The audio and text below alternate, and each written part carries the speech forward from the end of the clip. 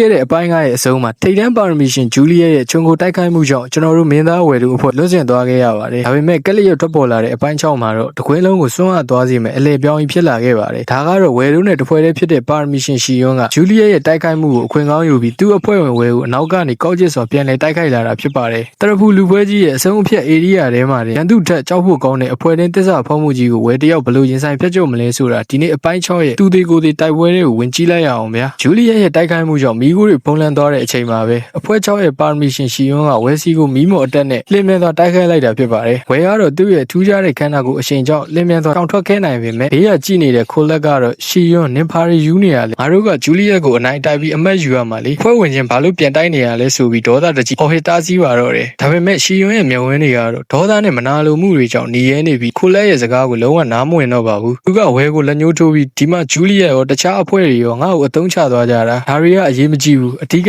မင်းပဲဝယ်မင်းလိုမန်နန်တစ်လုံးမှမရွတ်တတ်တဲ့အသုံးမကျတဲ့ကောင်ကဘာလို့ငါ့ရဲ့ရှိမှအမြဲတမ်းတည်ငြိမ်နေနိုင်ရတာလဲအခုချက်ချင်းဓာတ်ကိုဆွဲပြီးငါနဲ့တေချာဘောတိုက်ဆန်းဆိုပြီးကွင်းတစ်ခုလုံးဟိန်းထွက်သွားအောင်အော်ဟစ်ပါတော့တယ်ဝဲကတော့ရှီယွန်းဘာလို့ဒီလောက်တောင်ဒေါသထွက်ပြီးသူ့ကိုတက်ပြတ်ချင်နေရတာလဲဆိုတာကိုလုံးဝနားမလည်နိုင်ဖြစ်နေပါတယ်ဒီပွဲမှာအမှတ်ကောင်းကောင်းရမှာသူငငယ်ကလေးကဂရီပေးထားခဲ့တဲ့ FBI အနားကိုအရောက်သွားနိုင်မှာမို့လို့သူ့မှာအချိန်ဖြုံးနေဖို့အချိန်မရှိပါဘူးဒါပေမဲ့ရှီယွန်းကတော့သူ့ရဲ့မာနာမီးတော့တွေကိုတစ်ခုပြီးတစ်ခုပေါက်ကွဲစေပြီးဝဲကိုအသေးလဲ PR ပေးတိုက်ခိုက်လာပါတော့တယ်ဒီနေရာမှာတော့ဇလန်ကရှီယွန်းတယောက်ဘာလို့ဒီလောက်တောင်ဝဲအပေါ်နာကြီးချက်တွေဆွဲလန်းသွားနေရလဲဆိုတဲ့အတိတ်ဇာတ်ကြောင်းစီကိုခေါ်ဆောင်သွားပါမယ်ရှီယွန်းဆိုတာမော်လောကမှာအလွန်နာမည်ကြီးတဲ့ Esther မျိုးရိုးကဆင်းသက်လာတဲ့ဂုဏ်သရေရှိပါရမီရှင်တယောက်ပါကျောင်းကိုစတက်ကလေးကသူ့ရဲ့မော်အစွမ်းချောင်းလူတိုင်းကသူ့ကိုဝိုင်းဝန်းမြောက်ပင့်ပြီးအားကိုးခဲ့ကြတာဖြစ်ပါတယ်သူပြောသမျှကအမြဲတမ်းအမှန်ဖြစ်ခဲ့ပြီးသူ့ရဲ့စကားကိုဘယ်သူမှမလွန်ဆန်ရဲခဲ့ပါဘူးဒါပေမဲ့ရှီယွန်းစိတ်အပြည့်အစုံနဲ့အမုန်းဆုံးအရာကတော့ကျောင်းမှာအသုံးမကျဆုံးမန်နန်တစ်လုံးမှမရလို့လူတိုင်းနှိမ်ထားတဲ့ဝဲကသူ့ကိုမြင်ရင်တခြားလူတွေလိုကြောက်လန့်တုန်လှုပ်မသွားပဲတာမန်အတိုင်းပြတ်ကျော်သွားတာကိုပဲဖြစ်ပါတယ်ရှီယွန်းကဝဲကိုသူ့ရဲ့အစီအကံအဖြစ်လောက်ခိုင်းပြီးနှိမ်ချဖို့ကြိုးစားခဲ့ပေမဲ့ဝဲကတော့သူ့ကိုလုံးဝရန်သူလိုတောင်သဘောမထားပဲသူ့မျက်လုံးထဲမှာရှီယွန်းဆိုတာမရှိသလိုမျိုးကြော်ဖြတ်သွားခဲ့တာပါအဲ့ဒီနေ့ကစပြီးရှီယွန်းဟာဝဲကိုကြည့်မရအောင်မုန်းတီးသွားခဲ့တာပါပါရမီရှင်ဖြစ်တဲ့သူ့ကိုမော်မရတဲ့အောက်ခြေလူဒန်းစားဝဲကသူ့မျက်လုံးထဲမှာလုံးဝမရှိသလိုလစ်လျူရှူထားတာဟာရှီယွန်းအတွက်တော့တီလာအောင်နာကြီးစရာမာနအနာတရားဖြစ်ခဲ့ပြီးဒီပွဲတော်မှာဝဲကသူ့တက်ဆွဲဆောင်ရည်တွေတာပြနေတဲ့အခါမှာတော့အဲ့ဒီမာနတရားကအရှိန်ပြင်းပြင်းနဲ့ပေါက်ကွဲထွက်လာတာဖြစ်ပါ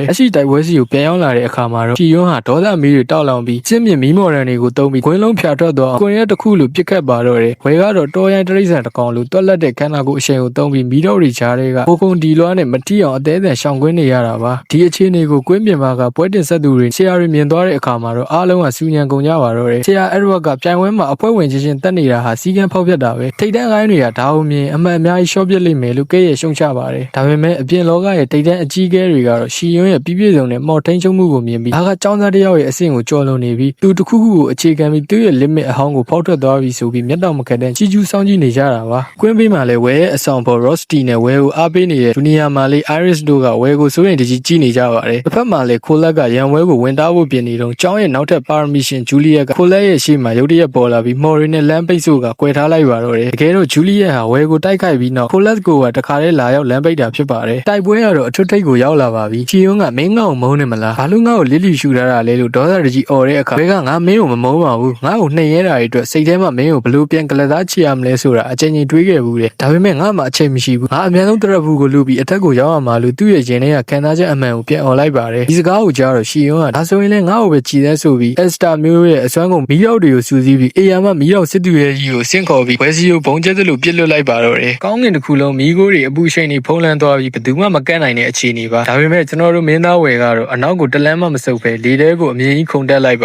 တယ်ပြီးတော့ရှီယွန်းရဲ့မီးတောက်မှန်တဲ့တန်ချက်တွေကိုခန္ဓာကိုယ်နဲ့အောင့်ခံပြီးအေယာမမီးရောက်စစ်သူရဲ့ကြီးရဲ့အဓိကအသက်ချက်ကိုတန်မဏိဓာတ်နဲ့ကွက်တိဖြစ်အောင်ချက်ခုတ်ပြီးမစားစီဖြတ်စည်းပစ်လိုက်ပါတော့တယ်တိုက်ပွဲအပြီးမှာတော့ခိုလက်ကဂျူလီယက်ရဲ့မော်ရီကိုအပြတ်နှိမ်နှင်းပြီးဝဲရိုစီရောက်လာပြီးဝဲဂျူလီယက်ကိုသွားနိုင်အောင်ငါလမ်းဖွင့်ပေးမယ်နေရာကိုငါ့ကိုထားခဲ့လိုက်ဆိုပြီးပြောလိုက်တဲ့အတွက်ဝဲဟာရှီယွန်းကို sorry ကွာနောက်မှငါတို့တေချာပြန်ကန်ကြတာပေါ့ဆိုပြီးတရဖူရှိရအားကစားကွင်းစီကိုမြားတစင်းလိုတန်းပြေးသွားပါတော့တယ်လမ်းအဆုံးမှာတော့ဂျူလီယက်ကကွင်းထဲကိုအရင်ဆုံးဝင်လာပြီးတရဖူကိုလမ်းယူဖို့လုပ်နေတော့နောက်ကနေဝဲကဓာတ်ကိုဆွဲပြီးဝင်ရောက်ချားဖြတ်လိုက်တာနဲ့အတူနောက်ထပ် episode 7မှာဂျူလီယက်နဲ့ဝဲတို့ရဲ့ဘူလူပွဲကြီးကိုရင်ခုန်စရာဆက်ကြည့်ရမှာဖြစ်ပါတယ်အားလုံးကျေးဇူးတင်ပါတယ်